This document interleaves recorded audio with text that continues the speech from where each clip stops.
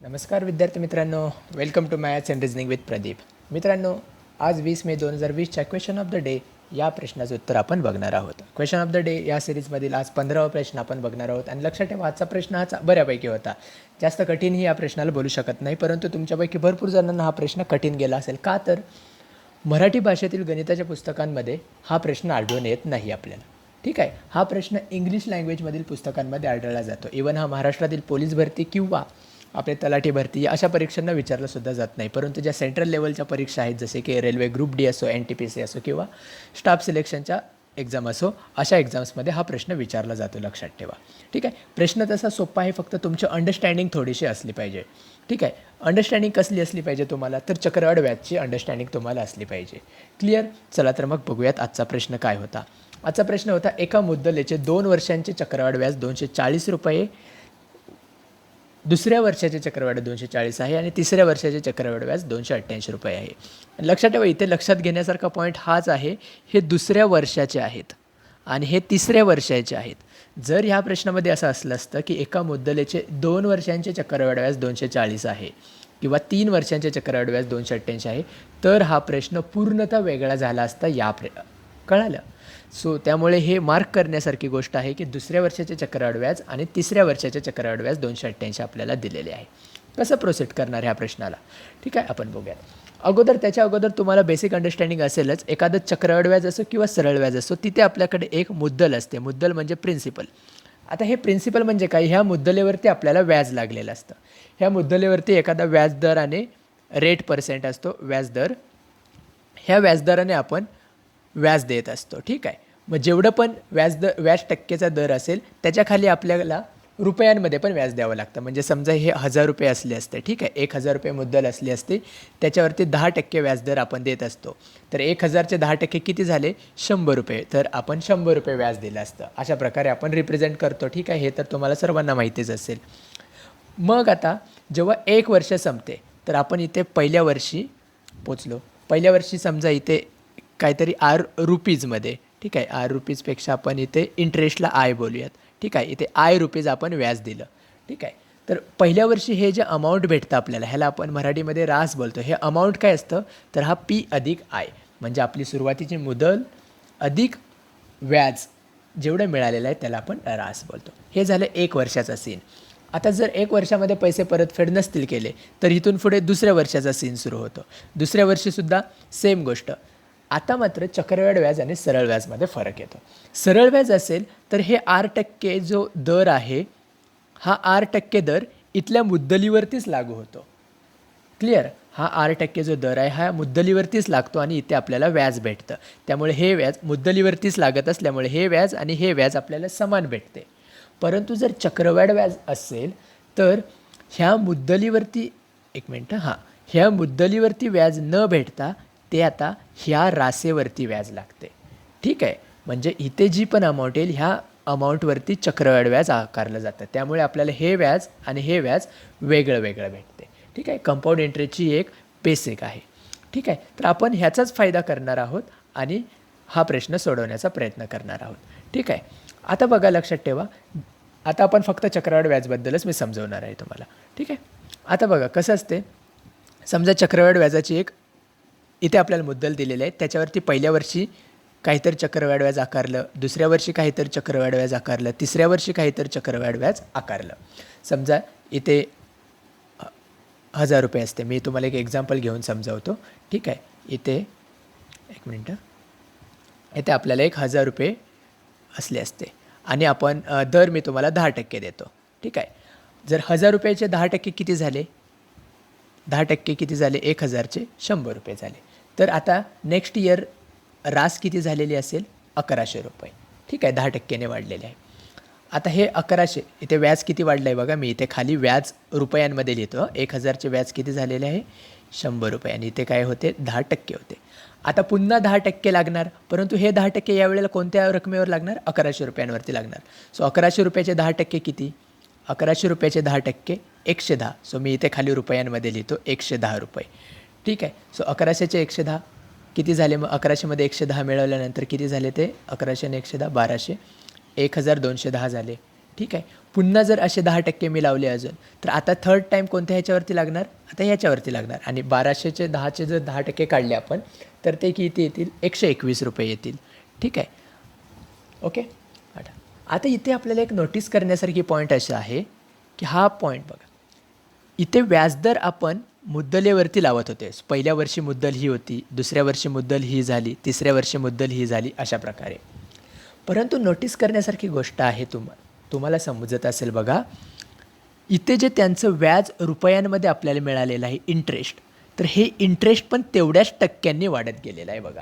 100चे 10% किती असतात, 10 रुपये, म्हणून दुसरं व्याज बघा 10 रुपयांनी वाढलेलं आहे. 110चे 10% किती, 11 रुपये, म्हणजेच पुढच्या वर्षी 11 रुपयाने वाढलेलं आहे. म्हणजे व्याजसुद्धा त्याच टक्क्यांनी वाढत असतं चक्रवाढ व्याजामध्ये. ठीक आहे, ही समजण्यासारखी गोष्ट आहे इथे. ओके, चला आता जाऊयात आपण आपल्या आजच्या प्रश्नामध्ये. प्रश्न असा होता, एका मुद्दलाचे दुसऱ्या वर्षाचे चक्रवाढ व्याज 240, म्हणजे आपल्याला 3 वर्षांचे चक्रवाढ व्याज दिलेलं आहे. त्यापैकी दुसऱ्या वर्षाचे चक्रवाढ व्याज 240 दिलेलं आहे, तिसऱ्या वर्षाचे चक्रवाढ व्याज 288 रुपये दिलेलं आहे. क्लिअर. तर आपल्याला मुद्दल विचारलेलं आहे, ही मुद्दल काय आहे. लगेच फटास आपण इथे डिफरन्स काढून घेतला. फरक किती आहे, 240मधून 288 गेले, तर हा फरक येईल आपल्याकडे 48 रुपये, 48 रुपीज फरक आलेला आहे. म्हणजेच हा 48 रुपयांमध्ये फरक आहे, लक्षात ठेवा. आपण टक्क्यांमध्ये मी बोलत नाही आहे.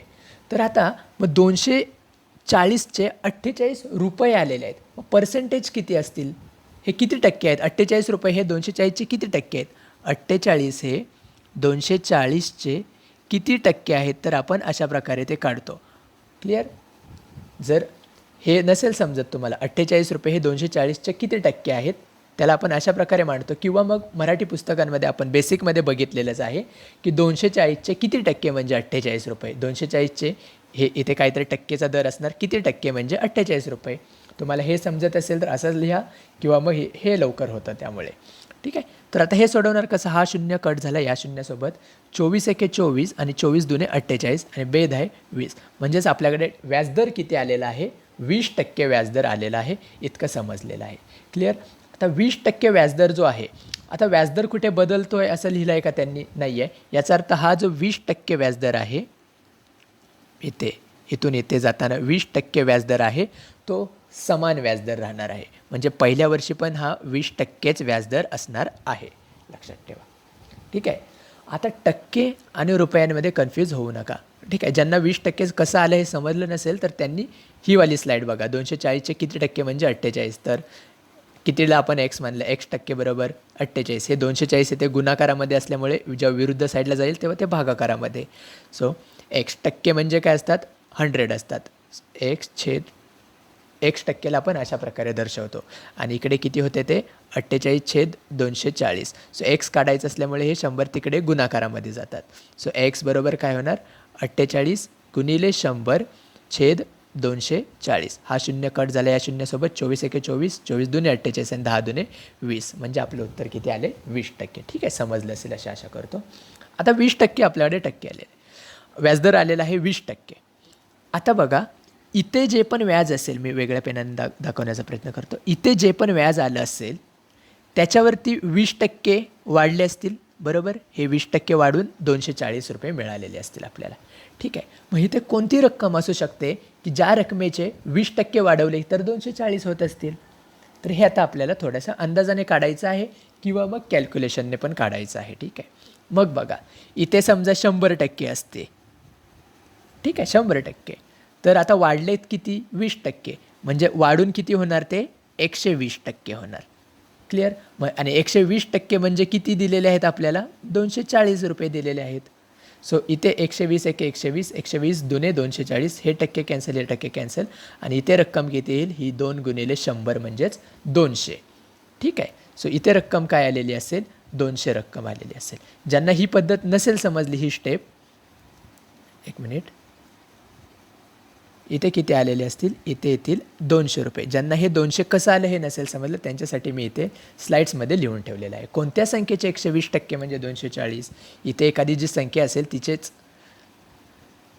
120% होणार. 120% का सांगा, का तर 20% वाढ होते आपली, त्यामुळे 120% बरोबर 200. सो 200 रुपये आपल्याला मिळालेले आहेत इथे.